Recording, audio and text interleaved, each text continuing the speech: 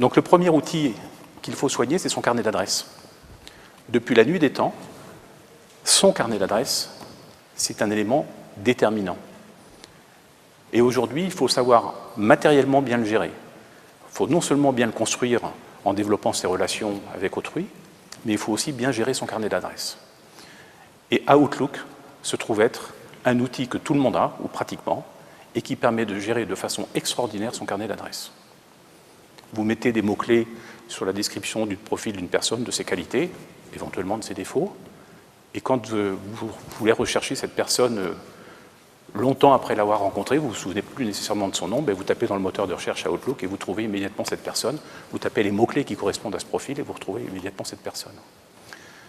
Quand vous qualifiez vos contacts avec Outlook par intérêt produit, par centre d'intérêt, par problématique, eh bien vous allez pouvoir éventuellement faire de cette qualification une clé de ciblage qui va vous permettre de pouvoir envoyer un emailing seulement aux personnes qui s'intéressent aux tartes aux fraises ou aux gâteaux au chocolat.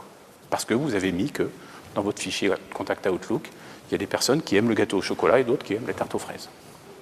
Donc ça, c'est un élément qui est très important.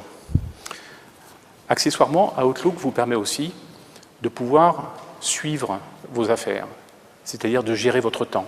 Et le calendrier électronique n'est que la partie visible de l'iceberg de la gestion du temps.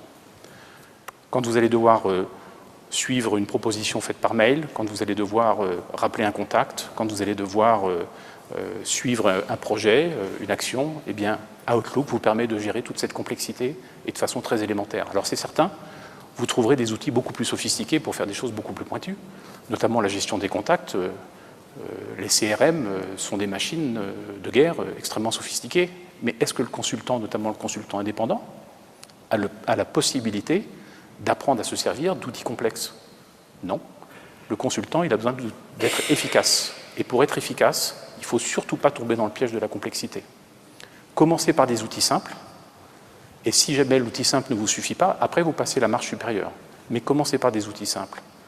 Alors, je vous recommande aussi de ne pas utiliser l'outil le plus simple qui est Excel, parce qu'on utilise Excel pour la gestion de ses contacts, parce que c'est le seul outil que l'on connaisse qui nous permette de faire des tris, de faire des filtrages, et de faire de la saisie relativement aisée, pour faire du publipostage par exemple.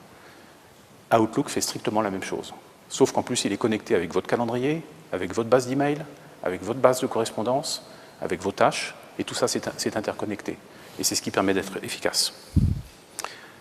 Oh, oh, oh, oh, oh, oh.